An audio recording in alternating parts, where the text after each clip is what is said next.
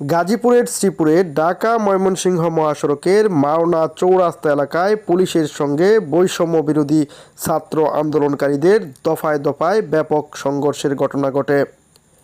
এ সময় মোহাম্মদ জাকির হোসেন ৫৫ নামে এক ব্যবসায়ী নিহত হয়েছেন। নিহতের বাড়ি সাতক্ষীরা জেলায়।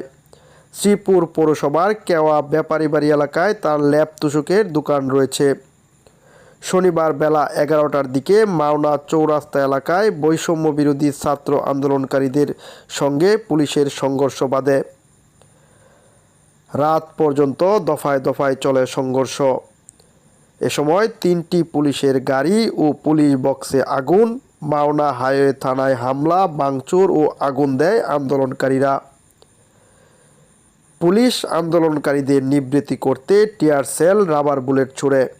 সংঘর্ষে পুলিশ, আন্দোলনকারী ও সাংবাদিকসহ আহত হয়েছেন শতাধিক।